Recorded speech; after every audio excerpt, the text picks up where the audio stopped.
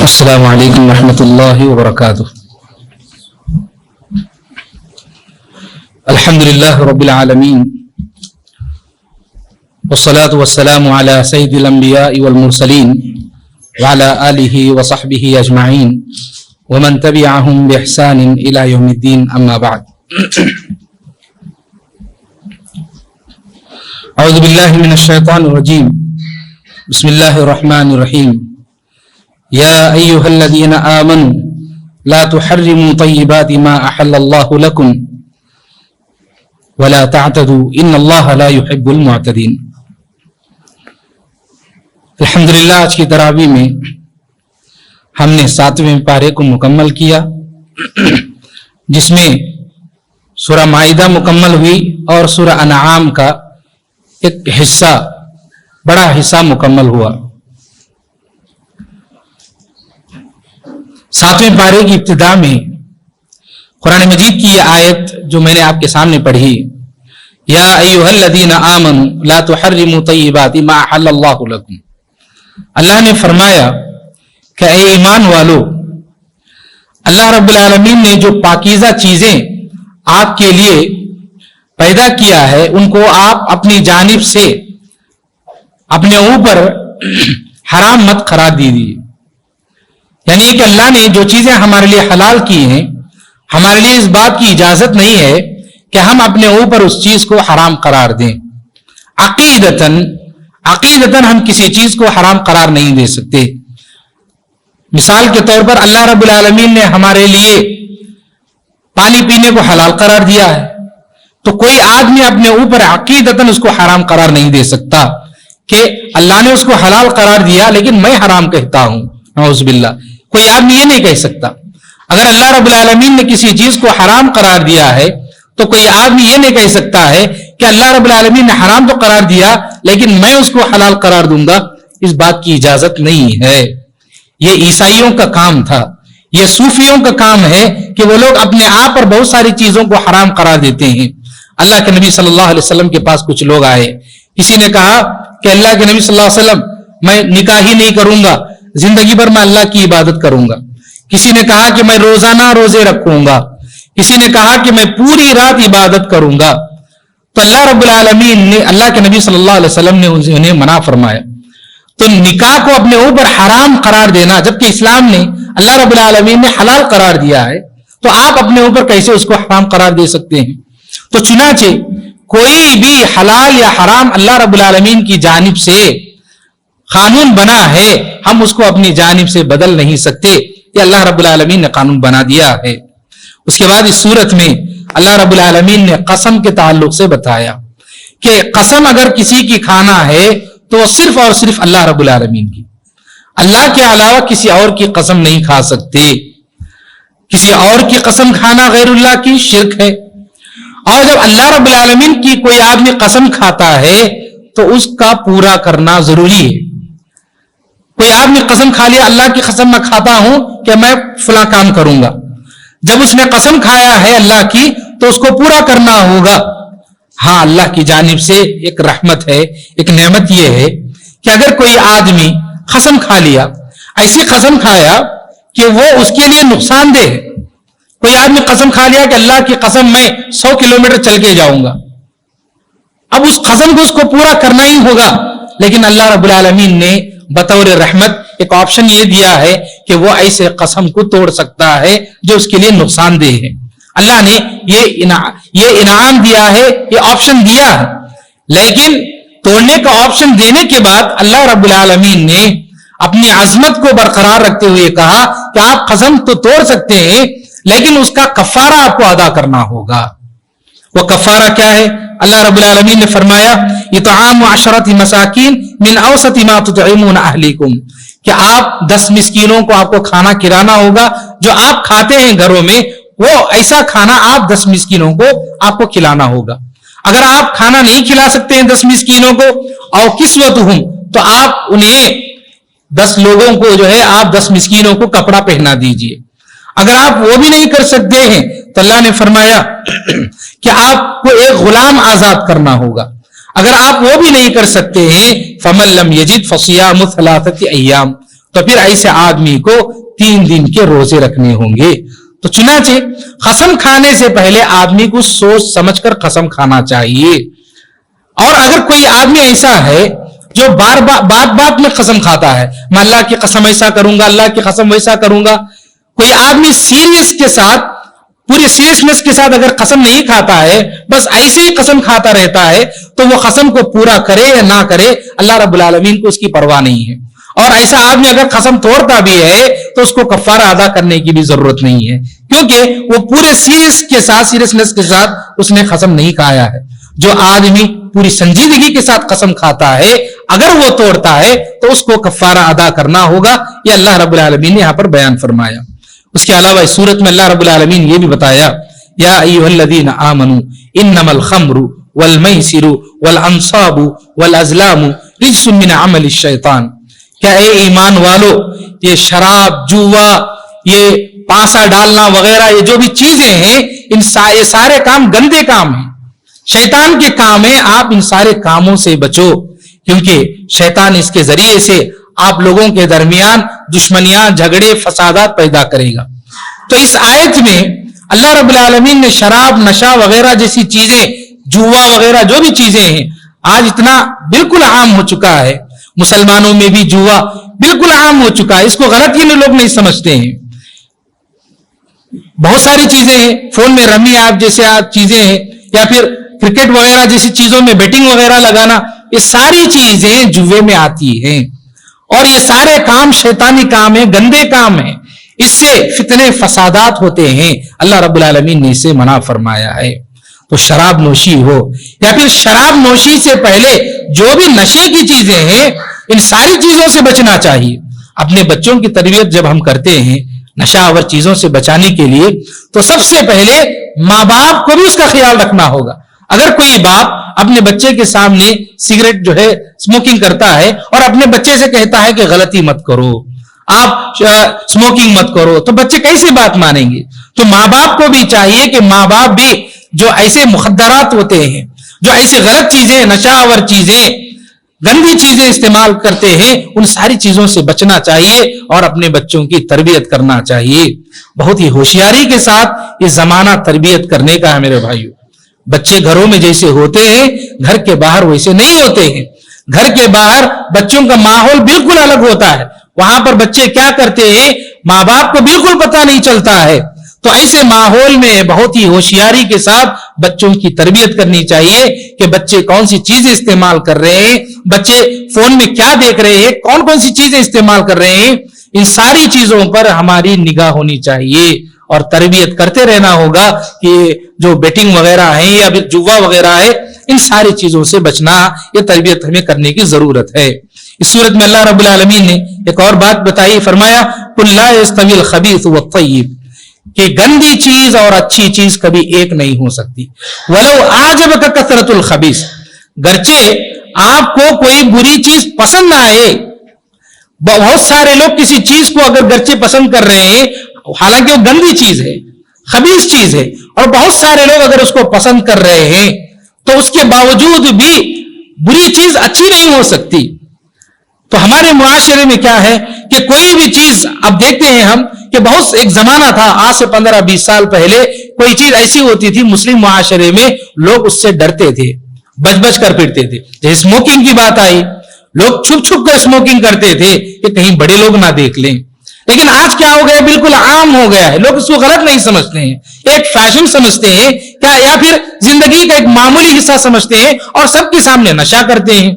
بچے اپنے ماں باپ کے سامنے نشہ کرتے ہیں، اسموکنگ کرتے ہیں. وجہ کیا ہے؟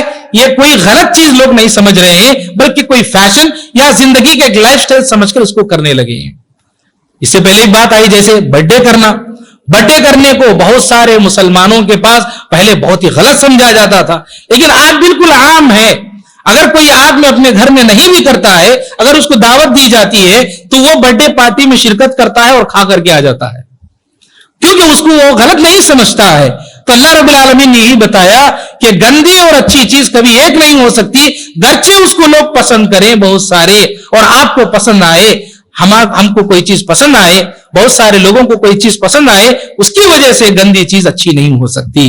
چنانچہ ہمارے معاشرے میں ایسی جو بھی چیزیں ہیں، غلط چیزیں جو لوگوں کی نظروں میں اچھی بن رہی ہیں، اس کو ختم کرنے کی ضرورت ہے۔ اسلامی جو تہذیب ہے اس تہذیب کو ہمیں اپنانے کی ضرورت ہے میرے بھائیو۔ اور یہاں پر اللہ رب العالمین نے ایک اور اہم بات یہ بتائی، فرمایا وَإِذَا قِيلَ لَهُمْ تَعَالَوْا إِلَى مَا أَنزَلَ اللَّهُ وَإِلَى الرَّسُولِ، مشرکین مکہ، کفار مشرکین، جب ان کے سامنے شریعت کی بات کی جاتی تو شریعت کے مقابلے میں وہ باپ دادا کی دلیل پیش کرتے تھے۔ باپ دادا کی دلیل پیش کرتے کہ بھئی ہمارے باپ دادا تو یہی کرتے تھے، ہم بھی یہی کریں گے۔ کیا ہمارے باپ دادا کو نہیں معلوم تھا؟ کیا ہمارے باپ دادا کو عقل نہیں تھی؟ تو اگر انہوں نے کیا ہے تو کچھ تو صحیح ہوگا۔ اس طرح کے دلائل دیا کرتے تھے۔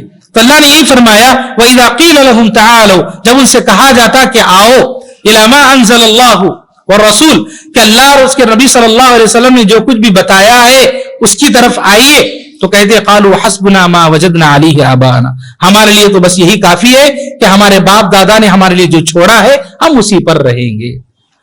تو یہ صورتحال آج بھی بہت سارے مسلمانوں میں دیکھی جاتی ہے۔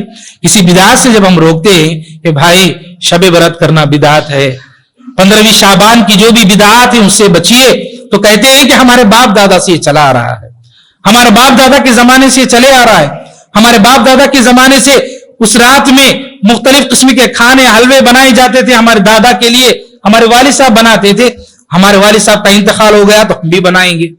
تو یہ باپ دادا کی دلیل یہاں پر نہیں چلے گی۔ اللہ رب العالمین نے فرمایا کہ کیا اولو کان آباؤہم لا یعلمون شیئا ولا یہتدون، کہ ان کے باپ دادا کو اگر کوئی چیز معلوم نہیں تھی تو کیا یہ لوگ بھی وہی کریں گے؟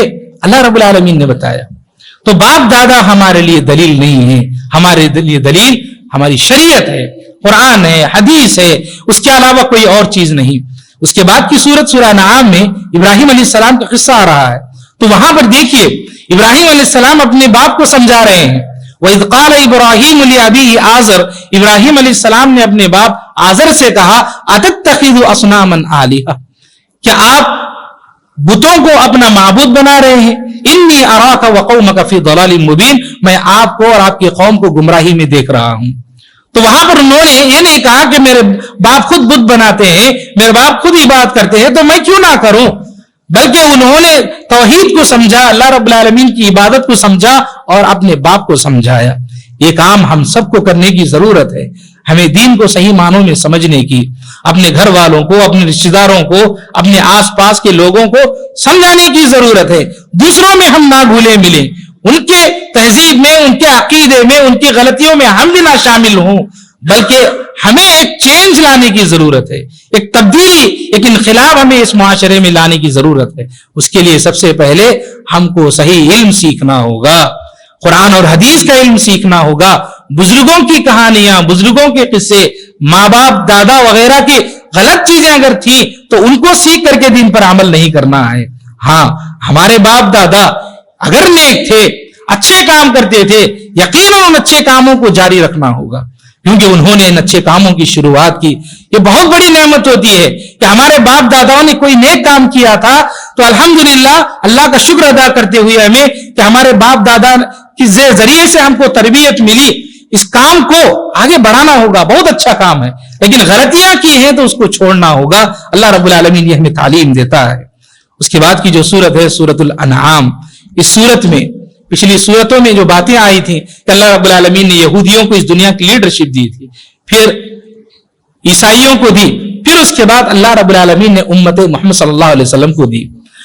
ابراہیم علیہ السلام کی جو دوسری بیوی تھی حاجرہ علیہ السلام، ان کے فرزند اسماعیل علیہ السلام کی اولاد سے تھے محمد صلی اللہ علیہ وسلم، اور قریش کے مشرکین بھی، قریش کے لوگ بھی اسماعیل علیہ السلام کی اولاد سے تھے، اور یہ لوگ یہ کہتے تھے کہ ہم ابراہیم علیہ السلام کے وارث ہیں، ان کے دین پر ہیں، اس طرح کی باتیں کرتے تھے۔ تو اللہ رب العالمین نے اس صورت میں ان لوگوں کو جواب دیا ہے کہ تم لوگ ابراہیم علیہ السلام کے دین پر نہیں ہو، آپ لوگ وارث نہیں ہیں، کیونکہ آپ لوگ شرک کر رہے ہیں۔ حقیقی معنوں میں ابراہیم کا وارث وہ ہے جو ابراہیم کے دین پر قائم ہوتا ہے، ابراہیم کا جو پیغام تھا اس دنیا میں، جو اس پر قائم ہوتا ہے وہ اس کا وارث ہے، اور اس کے پیغام پر اس کے متبع کون ہے؟ محمد صلی اللہ علیہ وسلم اور ان کے صحابہ۔ चुनाचे अल्लाह रब्बुल आलमीन ने उसके जवाबात दिए और इन लोगों के जो शिरकिया अकायद थे उन बहुत सारे अकायद का अल्लाह रब्बुल आलमीन ने जवाब दिया। तौहीद की बहुत सारी अक़साम का अल्लाह रब्बुल आलमीन ने यहाँ पर तज़किरा किया। जैसे अल्लाह रब्बुल आलमीन ने यहाँ पर फरमाया क़ुल अरअयतकुम इन अताकुम अज़ाबुल्लाह औ अततकुमुस साअतु गैरल्लाहि तदऊन। मुशरिकीन मक्का जब मुसीबत आती, परेशानी आती, तकलीफ आती तो अल्लाह रब्बुल आलमीन को पुकारते थे और जैसे ही परेशानी जाती फिर गैरुल्लाह की पूजा करते थे। तो अल्लाह रब्बुल आलमीन ने बताया कि मुसीबत आए, अजाब आए या फिर कोई परेशानी आए तो ऐसे वक्त में आप गैरुल्लाह को पुकारते हो, क्या अल्लाह रब्बुल आलमीन को नहीं पुकारोगे ऐसे वक्त में? तो दूसरे हालात में क्यों अल्लाह रब्बुल आलमीन को नहीं पुकारते हो? तकलीफ आई तो अल्लाह याद आता है, तकलीफ चली गई तो फिर गैरुल्लाह की पूजा नहीं। हर हालत में चाहे खुशी हो, परेशानी हो, कुछ भी हो, एक अल्लाह की इबादत की जाए, एक अल्लाह को पुकारा जाए। अल्लाह रब्बुल आलमीन ने तालीम दी। और तौहीद के सिलसिले में अल्लाह रब्बुल आलमीन ने सूरत में फरमाया कुल अनदउ मिन दूनिल्लाहि मा ला यनफउना वला यदुर्रुना, कि अल्लाह के अलावा कोई जात इस कायनात में नहीं है जो किसी को नफा पहुंचा सके या नुकसान पहुंचा सके। तारों पर इल्म रखते हैं लोग, एस्ट्रोलॉजी पर यकीन रखने वाले लोग कैसे कैसे यकीन रखते हैं कि फलां तारा हमारी जिंदगी पर असर करता है, फलां तारे की वजह से, फलां स्टार की वजह से उसकी जिंदगी में फायदा पहुंचता है या नुकसान पहुंचता है। ये सब शिरकिया बातें हैं, शिरकिया अकायद हैं, शिरकिया अफकार हैं। इन सारी चीजों से बचना है। हमारी जिंदगी में कोई फायदा पहुंचता है या नुकसान पहुंचता है तो वह सिर्फ और सिर्फ अल्लाह की जानिब से होता है, किसी और की जानिब से नहीं। यह हमारा अकीदा मजबूत होना चाहिए। और इसके अलावा अल्लाह रब्बुल आलमीन ने फरमाया कि अल्लाह के अलावा आप किसी और को शरीक बना रहे हैं, कि अल्लाह का कोई और पार्टनर है इस दुनिया के अंदर, इस कायनात में नहीं है। अल्लाह रब्बुल आलमीन ने फरमाया अल्लाह का कोई शरीक नहीं है, अल्लाह सुब्हानहू व तआला अकेला है, सिर्फ उसी की इबादत की जानी चाहिए। और यह भी फरमाया अल्लाह ने तौहीद के सिलसिले में व इंदहु मफातिहुल गैब ला यअलमुहा इल्ला हु, कि गैब की कुंजियां अल्लाह के अलावा किसी के पास नहीं है। नबी को भी गैब का इल्म नहीं दिया गया। अल्लाह ने कुरान मजीद में उसका साफ साफ तज़किरा फरमाया। नबी सल्लल्लाहु अलैहि वसल्लम ने सबके सामने इस बात को पेश किया कि मेरे पास गैब का इल्म नहीं है, अगर मेरे पास गैब का इल्म होता तो मुझे कभी नुकसान ना होता। गैब का इल्म सिर्फ अल्लाह के पास है। चुनांचे अल्लाह रब्बुल आलमीन ने तौहीद से मुताल्लिक कुछ बातें इस सूरत के अंदर बताई हैं। हमारी तौहीद मजबूत होना चाहिए, अल्लाह पर हमारा जो ईमान होना चाहिए, सबसे पहले हमें अपने ईमान को, अपनी तौहीद को मजबूत करने की जरूरत है। इस सूरत में अल्लाह रब्बुल आलमीन ने मोहम्मद सल्लल्लाहु अलैहि वसल्लम को तसल्ली दी। मोहम्मद सल्लल्लाहु अलैहि वसल्लम बहुत लोगों को जाते तौहीद की दावत देते, समझाते, लेकिन लोग क्या करते, झुठलाते थे। मोहम्मद सल्लल्लाहु अलैहि वसल्लम को ताने देते थे, तकलीफ देते थे। नबी सल्लल्लाहु अलैहि वसल्लम को बहुत तकलीफ होती थी कि मैं लोगों को नजात की तरफ बुला रहा हूं, कामयाबी की तरफ बुला रहा हूं और ये लोग मुझे झुठला रहे हैं, ये लोग मुझे ताने दे रहे हैं, कैसी कैसी बातें कर रहे हैं। तो अल्लाह रब्बुल आलमीन ने नबी सल्लल्लाहु अलैहि वसल्लम को तसल्ली दी सूरत के अंदर। फरमाया वलक़द कज़्ज़बत रुसुलुम मिन क़ब्लिका वलक़द कुज़्ज़िबत रुसुलुम मिन क़ब्लिका फ़सबरू, कि आपसे पहले जितने भी रसूल आए उनको भी झुठलाया गया, उनके अक़वाम ने उनको भी झुठलाया है। फ़सबरू अला मा कुज़्ज़िबू, उन्होंने जो झुठलाया उन अंबिया ने, उन रसूलों ने सब्र किया। तो यहां पर अल्लाह के नबी सल्लल्लाहु अलैहि वसल्लम को तसल्ली दी गई कि दीन के काम में तकलीफें आएंगी, परेशानियां आएंगी, आपको सब्र करना पड़ेगा। और ये काम क़ियामत तक जितने भी मोमिनीन दीन का काम करेंगे उन सब के लिए परेशानियां आएंगी। कोई झुठलाएंगे, कोई बुरा भला कहेंगे, कोई फुला करेंगे, फुला ताने देंगे, कुछ भी हो सकता है हमारे खिलाफ। ऐसे वक्त में हमें सब्र करना होगा। कोई आदमी ये कहे कि भाई बहुत मुश्किल काम है, मैं अभी दीन का काम नहीं करूंगा, नहीं, दीन पर मजबूती के साथ जम कर रहकर हमें दीन का काम जब तक जान है उस वक्त हमें करते रहना होगा। अल्लाह के नबी सल्लल्लाहु अलैहि वसल्लम को तसल्ली दी गई। और जो लोग परेशान कर रहे थे अल्लाह के नबी सल्लल्लाहु अलैहि वसल्लम को, वो खुशहाल लोग थे, कौम के खुशहाल, जिनके पास माल दौलत सब कुछ था। अल्लाह के नबी सल्लल्लाहु अलैहि वसल्लम को माल के गुरूर की वजह से वो लोग परेशान कर रहे थे। तो अल्लाह रब्बुल आलमीन ने उन लोगों को भी वार्निंग दी है।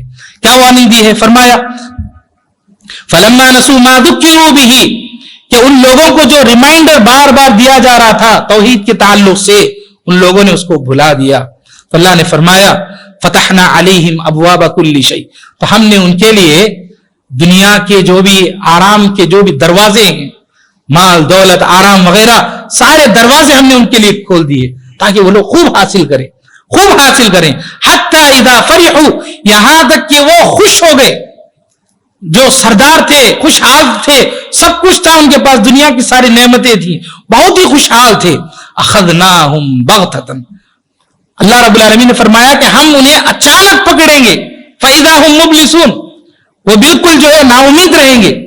یعنی اچانک اللہ رب العالمین، ایک آدمی کو اللہ رب العالمین تکلیف میں پکڑے گا تو پہلے سے تکلیف میں ہوگا، تکلیف کا اتنا احساس نہیں ہوگا.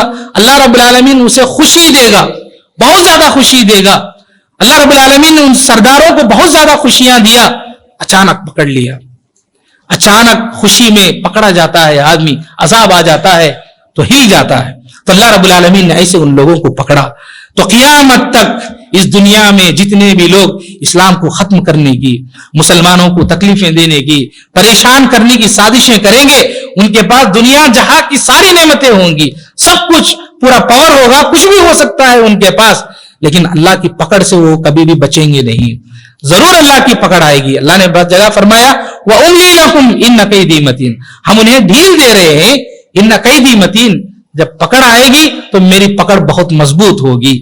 چنانچہ ان اقوام سے، ان لوگوں کی طاقت کو دیکھ کر، لوگوں کی دنیا کو دیکھ کر ہمیں گھبرانا نہیں، اپنے ایمان میں کچھ بھی کمی آنا نہیں، بلکہ اپنے ایمان پر، عمل پر ہمیں مضبوطی سے ثابت قدم رہنا چاہیے. اس سورت کے اخیر میں اللہ رب العالمین اس پارے کے اخیر میں فرمایا وَلَا تَسُبُّوا الَّذِينَ يَدْعُونَ مِن دُونِ اللَّهِ فَيَسُبُّوا اللَّهَ عَدْوًا بِغَيْرِ عِلْمٍ، کہ آپ مشرکین کے جو بھی معبودان باطلہ ہیں، وہ جن چیزوں کی عبادت کرتے ہیں، آپ ان کو گالی مت دیجیے. جس معاشرے میں آج ہم رہتے ہیں، ایسے معاشرے میں حکمت کے ساتھ ہمیں کام کرنے کی ضرورت ہے.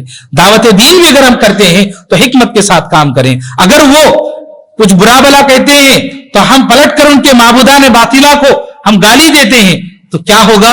فَيَسُبُّ اللَّهَ عَدْوًا بِغَيْرِ عِلْمٍ، تو پلٹ کر وہ بھی کیا کریں گے؟ علم نہ ہونے کی وجہ سے اللہ رب العالمین کو گالی دیں گے. تو اس وجہ سے آپ گالی مت دیجیے، آپ سمجھائیے ان کو توحید کیا ہے، اللہ کی عبادت کرنا ہے، آپ سمجھائیے، گالی مت دیجیے. اللہ کے نبی صلی اللہ علیہ وسلم نے یہاں تک فرمایا لا تسبوا الشیطان، شیطان کو بھی گالی مت دیجیے. شیطان ہمارا سب سے بڑا دشمن، اس کا مشن ہی یہ ہے کہ ہم سب کو برباد کرے.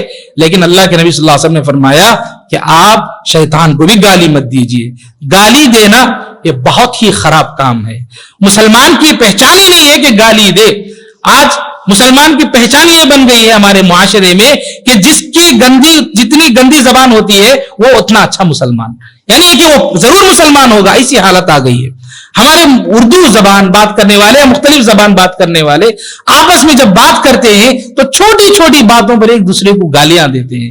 ہماری زبان کو صاف رکھنے کی ضرورت ہے. جھوٹ سے، گندی باتوں سے، گندی گالیوں سے اپنی زبان کو محفوظ رکھنے کی ضرورت ہے میرے بھائیو. اور اسی تعلق سے ایک بات، آخری بات یہ ہے کہ گالی دینے کے تعلق سے جب بات آئی تو اللہ کے نبی صلی اللہ علیہ وسلم نے مرغے کو گالی دینے سے منع فرمایا. کیوں؟ فرمایا نبی صلی اللہ علیہ وسلم نے کہ مرغا لوگوں کو بانگ دے کر نماز کے لیے اٹھاتا ہے. مرغا بانگ دے کر لوگوں کو نماز کے لیے اٹھاتا ہے، تو اس لیے مرغے کو گالی مت دو. لیکن بہت ساری جگہوں پر، بہت ساری مسجدوں میں لوگ مؤذن کو گالی دیتے ہیں، اذان دینے والے کو گالی دیتے ہیں. 5 وقت کی نماز کی طرف لوگوں کو اذان دے کر بلانے والے آدمی کو گالی دینا، وہاں پر مرغے کو گالی دینے سے اللہ کے نبی صلی اللہ علیہ وسلم نے منع فرمایا. تو ایک مؤذن کو گالی دینا کتنا غلط کام ہے. چنانچہ میرے بھائیوں، دین کی خدمت کرنے والے جو لوگ ہوتے ہیں، خاص طور پر مؤذن کا بڑا مقام ہوتا ہے، تو یہ گالی دینا کسی کو بھی، کسی بھی مسلم کو گالی نہیں دینا چاہیے. ان سارے کاموں سے ہمیں بچنا چاہیے. آخر میں وتر کے تعلق سے مجھے 1-2 باتیں بتانی ہیں. وتر کی جو نماز ہے، گزشتہ سال بھی میں نے یہ بات پیش کی تھی کہ وتر کی جب دعا پڑھتے ہیں ہم، اللہم اہدنا فیمن ہدیت دعا پڑھتے ہیں، تو کہاں آمین کہنا ہے اور کب نہیں کہنا ہے، پہلے اس کو سمجھنا ہے. اللہم اہدنا فیمن ہدیت، یہاں پر آمین کہیں. وعافنا فیمن عافیت وتولنا فیمن تولیت وبارک لنا فیما اعطیت وقنا شر ما قضیت، یہاں تک آمین کہنا ہے. پھر اس کے بعد فإنک تقضی، 4 جملے یاد رکھ لیجئے. فإنک تقضی ولا یقضى علیک، انہ لا یذل من والیت ولا یعز من عادیت تبارکت ربنا وتعالیت. یہ 4 جگہوں پہ ہم اللہ رب العالمین کی بڑائی بیان کرتے ہیں. کوئی چیز اللہ سے مانگتے نہیں. یہاں پہ دعا کے درمیان ہم اللہ رب العالمین کی بڑائی بیان کرتے ہیں. تو یہاں پر ہم آمین نہ کہیں, خاموش رہ جائیں, پھر اس کے بعد ہم نستغفرک و نتوب الیک کہہ دیں تو وہاں آمین کہیں. تو چنانچہ جہاں آمین کہنا ہے وہاں آمین کہیں, اور جہاں نہیں کہنا ہے وہاں پر کہنے کی ضرورت نہیں. سمجھنا چاہیے اس کا معنی کیا ہے, ہمیں کبھی پڑھ کر کے اس کا معنی سمجھ لیں گے تو آسانی ہو جائے گی. دوسری بات یہ ہے کہ وتر کی جو دعا ہے وہ دعا اللہ کے نبی صلی اللہ علیہ وسلم سے جو ثابت ہے, اس میں اللہ کے نبی صلی اللہ علیہ وسلم پر درود بھیجنا وصلی اللہ علیہ نبی جو ہم آخر پر پڑھتے ہیں, کیا یہ واجب ہے؟ اس سلسلے میں اللہ کے نبی صلی اللہ علیہ وسلم سے جو دعا ثابت ہے اس میں وصلی اللہ علیہ نبی ثابت نہیں ہے, لیکن صحابہ کرام کے زمانے میں اور بہت سارے فقہاء علماء کرام رمضان کے مہینے میں جب فطر پڑھتے تھے تو اس میں اللہ کے نبی صلی اللہ علیہ وسلم پر درود بھیجا کرتے تھے. اب یہ درود بھیجنا اس کے لیے کیا صیغہ ہے؟ وصلی اللہ علی النبی بھی کہہ سکتے ہیں, وصلی اللہ علی نبینا محمد بھی اگر کوئی کہہ سکتے ہیں. اگر کوئی آدمی وطر میں وصلی اللہ علی النبی کہے لیکن محمد صلی اللہ علیہ وسلم کا نام نہ لے تو کیا یہ محمد صلی اللہ علیہ وسلم کے حق میں گستاخی ہوگی؟ نہیں ہوگی. جیسے ہم کوئی تقریر شروع کرتے ہیں تو کیا کہتے ہیں؟ الحمدللہ رب العالمین والصلاة والسلام علی رسولہ الامین. تو یہاں پر والصلاة والسلام علی رسولہ الامین, رسول اللہ صلی اللہ علیہ وسلم کا تذکرہ کرتے ہیں لیکن نام نہیں لیتے.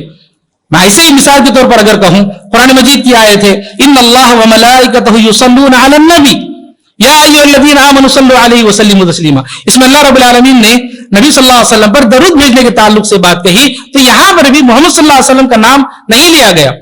دعاؤں میں ہم محمد صلی اللہ علیہ وسلم کا درود بھیجتے ہوئے نام لے سکتے ہیں, نہیں لیتے ہیں صرف النبی کہتے ہیں تو وہ بھی لے گا.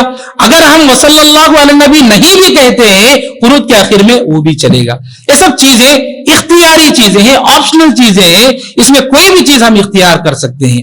بلکہ اللہ کے نبی صلی اللہ علیہ وسلم سے جو قنوت وتر کی دعا ہے, سلف صالحین کہتے ہیں کہ آپ کبھی کبھار وتر کی دعا پڑھے بغیر سجدے میں چلے جائیے, یہ بھی ثابت ہے. آپ رکوع سے پہلے دعا کیجئے, رکوع کے بعد دعا کیجئے. یہ سب اختیاری چیزیں ہیں, چھوٹی چھوٹی چیزیں ہیں. آپ کے پاس اختیار ہے, آپ کسی بھی چیز کو اختیار کر سکتے ہیں. کوئی ہاتھ اٹھا کے دعا کر رہے ہیں, کوئی ہاتھ چھوڑ کے دعا کر رہے ہیں. تو اس سلسلے میں چھوٹی چھوٹی چیزوں پر خام خواہ کے جو ہے مخالفتیں اتنی زیادہ ہمارے معاشرے میں ہو گئی. بعض مسجدوں میں کوئی ہاتھ اٹھا کر دعا کرتا ہے, کوئی نہیں کرتا ہے, اس میں اختلاف ہوتا ہے.